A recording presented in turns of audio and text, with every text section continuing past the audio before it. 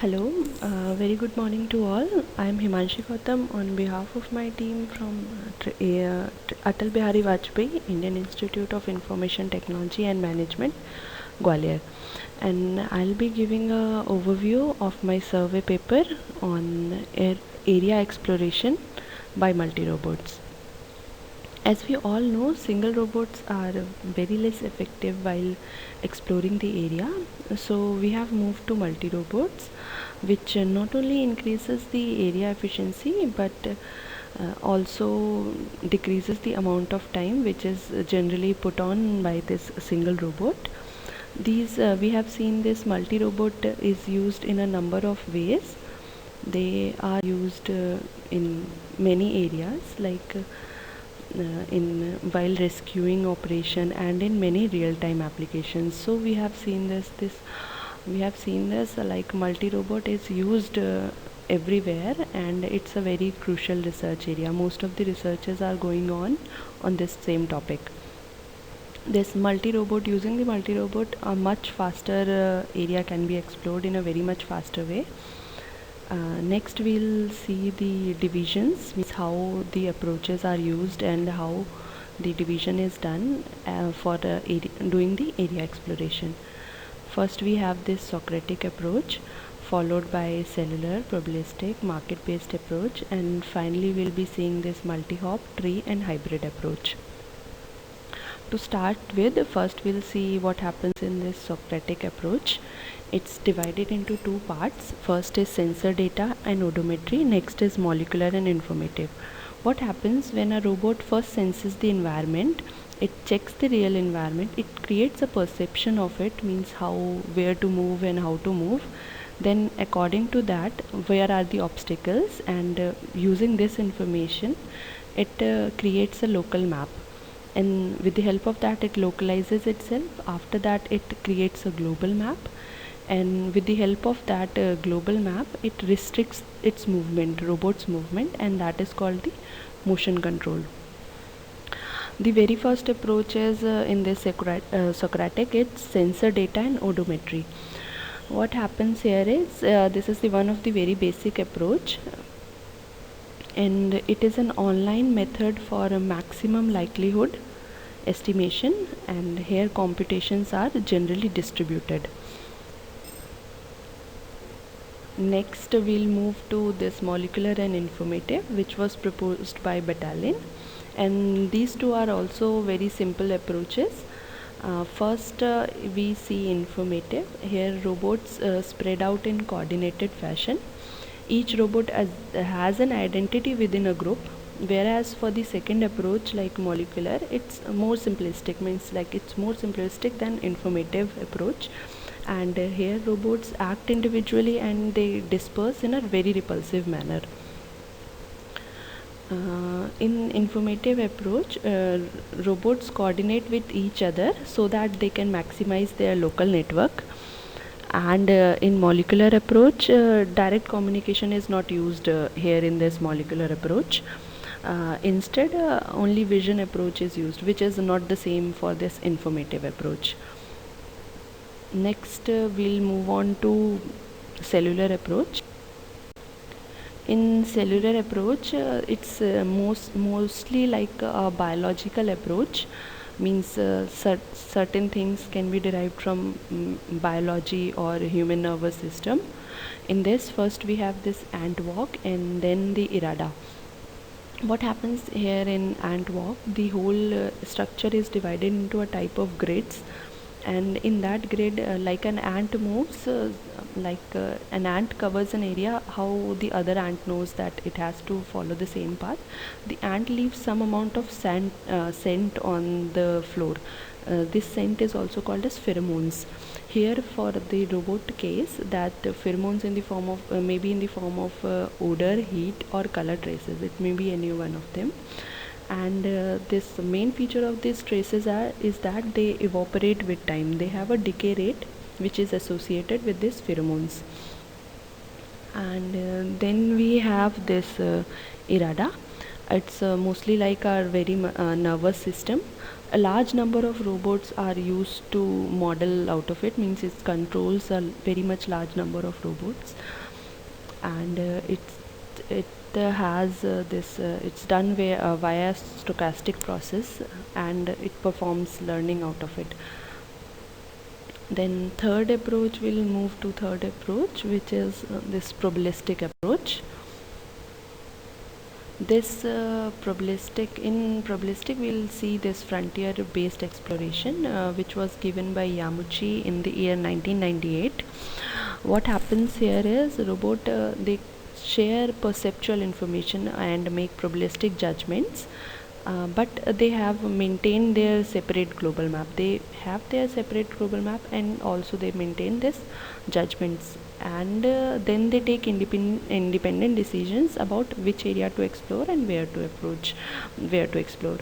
It is a cooperative decentralized technique, which is normally tested in office environment. Now basically, what is the frontier? Frontier, they are the regions on the boundary between open space and the unexplored area. What happens is, when the robot reaches this frontier, it can see the explored space and the unexplored space, and also the new information which it receives, it can be added onto its map. And using all these, it shares information about the perception and integral information from other robots. This is how this frontier based detection works. Next, we'll move to the other technique, which is called as market based approach. This market based approach uses A star mechanism, that is the best first search, and then it selects a least cost path, and it builds a tree out of it. What happens here is, there are a number of occupancy grids in this market based approach, which are generally divided into occupied, that is the walls, free means no obstacle is present there, and the unknown area, which means that occupancy of cell is not yet known, that whether the cell is occupied or it is not yet occupied. And then SPF is also present, that is social potential field. What's there in this this potential field is like a virtual force exerted on a robot. This virtual force may be attractive or repulsive, which is a resultant of all the virtual forces on robot I. Means whichever a robot is moving, it will see that from where all it is experiencing a force, that may be a repulsive force or maybe attractive force.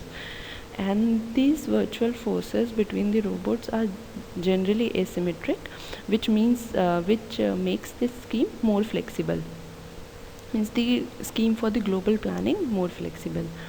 And we also take it a discontinuous one in time, so to avoid local minima, which was not there in the previous cases. And because of this virtual force which is being exerted on the robot, it will decides its direction, that where to move from in whichever direction the resultant force is maximum, in that it will see its movement. And then that's all for this market based approach. Next we'll move on to multiple hop technique.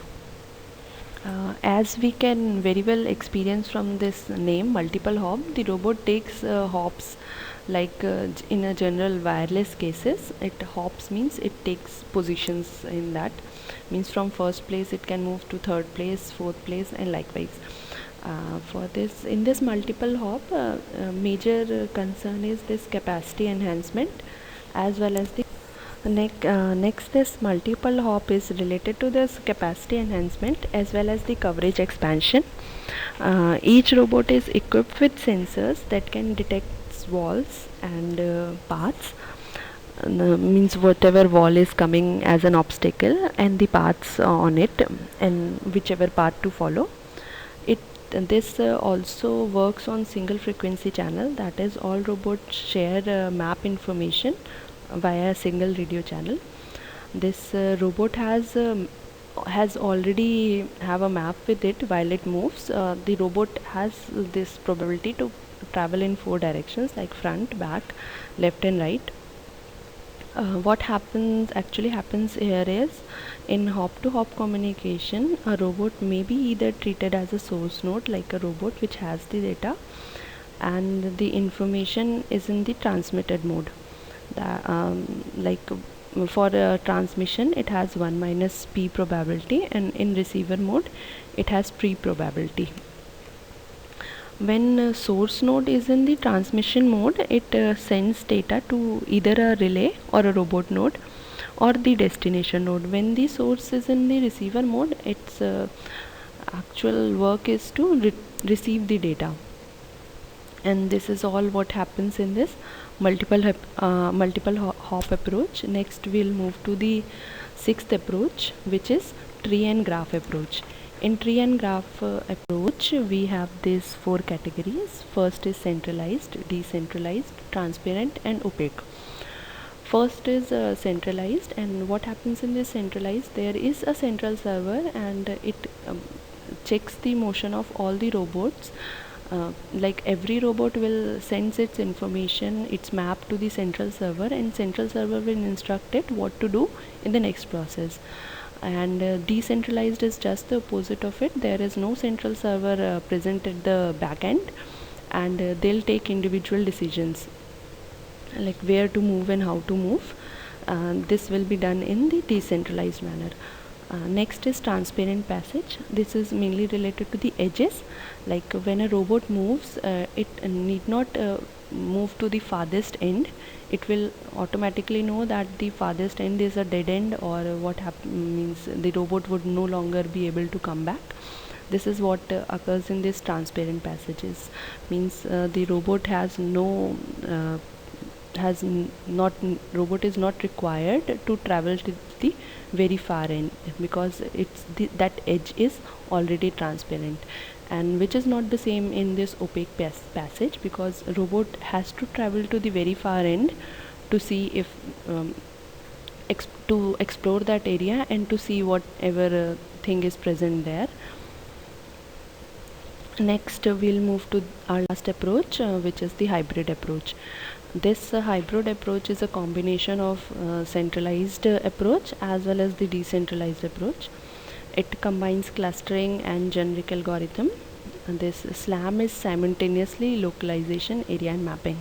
Here is the model presented for this hybrid approach.